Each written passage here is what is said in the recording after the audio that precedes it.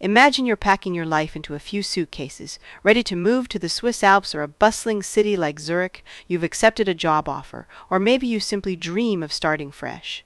But before you board your train or plane, there's a web of rules and permits you need to understand. Switzerland doesn't treat all foreigners the same. Whether you come from an EU or EFTA country or a country outside that area, changes everything. This is a guide, your companion, as you step into a new chapter of life in Switzerland.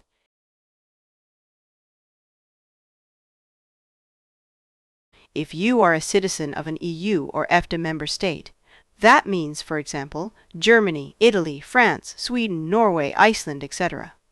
You benefit from special agreements with Switzerland that afford you easier access to residency and work. By contrast, if you are from a country outside the EU, EFTA, a third country, you face stricter requirements. Permits are limited, there are quotas, and the authorities must consider your application carefully, often giving priority to highly qualified professionals or specialists.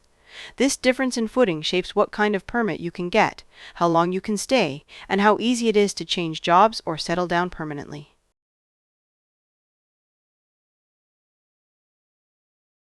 If you are an EU or EFTA national and you move to Switzerland with work in mind, these are the typical permit categories. If your employment contract is between 3 months and 1 year, i.e. a fixed-term job under a year, you usually get the L, or short-term permit.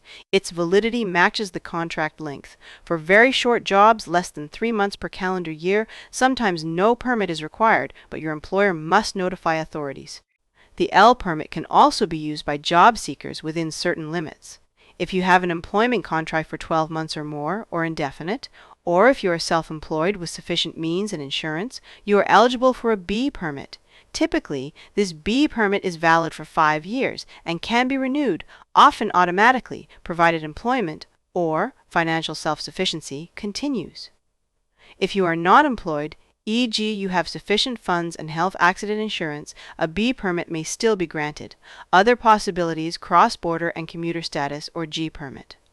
If you plan to live in another EU or EFTA country but work in Switzerland, commute, there is a G permit.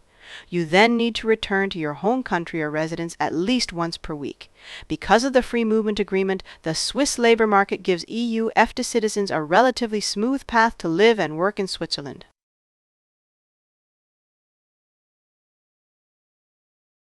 For non-EU EFTA nationals, the situation is more restrictive. First, you typically need a job offer in hand before you can even get a work permit. The employer must apply on your behalf and demonstrate that no suitable candidate was found in Switzerland or in the EU or EFTA region. Only qualified individuals, such as specialists, executives, or people with higher education and professional experience, are typically eligible. For stays of less than a year, a short-term L permit may be issued, but these are subject to annual quotas. For longer stays, there is a B permit, a residence and work permit. The first B permit is often granted for 1 year. It may be renewed annually depending on canton rules, but renewals and new applications remain subject to quota limits. Over time, with stable residence, a third country national may, potentially, obtain a C permit, settlement residence permit, meaning long-term or permanent residency. But for this, usually 10 years of continuous residence are required. Some exceptions after 5 years may exist under certain conditions. As with all permits, residence and work, the application is usually processed via the canton, and work may only begin after permit approval. In short, for third country nationals, getting permission to live and work in Switzerland is much more conditional, often limited by quotas, subject to employer demand, and with stricter eligibility criteria.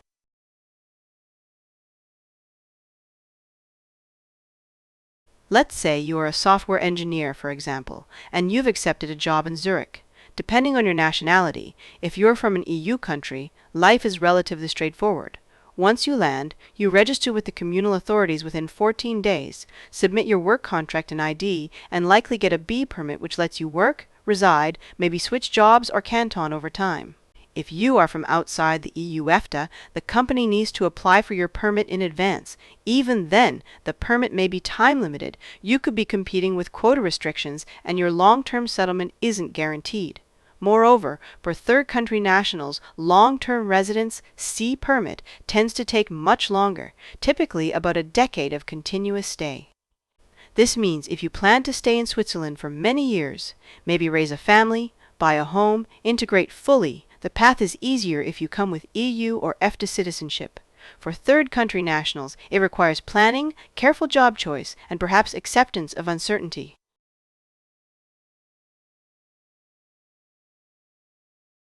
The permit type affects not only how long you can stay in Switzerland, but also mobility, job flexibility, permanence, ability to settle. For example, an L permit is temporary, a B permit gives longer term but still conditional residence, a C permit settlement is the goal for long-term stability. For third country nationals, even after years of stay, a C permit is not automatically guaranteed. Cantonal conditions and quotas play a role. If you are a commuter living abroad but working in Switzerland, the G permit requires regular return to your country of residence, often weekly. That affects lifestyle, sense of home, commuting burden. If you are self-employed or want to be and from the EU or EFTA, you can get a B permit if you show viability, financial means, adequate insurance. Entry may require a visa for third country nationals depending on nationality. Permit approval doesn't always equal visa or entry clearance.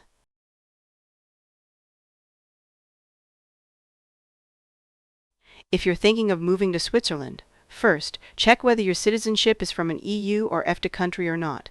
This defines a very different reality. If you're from the EU or EFTA, the path is relatively smooth. Find a job, register within 2 weeks of arrival, get a B permit, and you're set for the next years with decent stability. If you're from outside, treat the process like a project, secure a good qualified job, make sure your employer supports the permit application, understand you may be tied to quotas, and that long-term settlement C permit will likely take years. Switzerland offers incredible opportunities, stable economy, high quality of life, beautiful landscapes, but legally and administratively, there's no one-size-fits-all. The rules recognize nationality, and that influences how easily you can build your life here.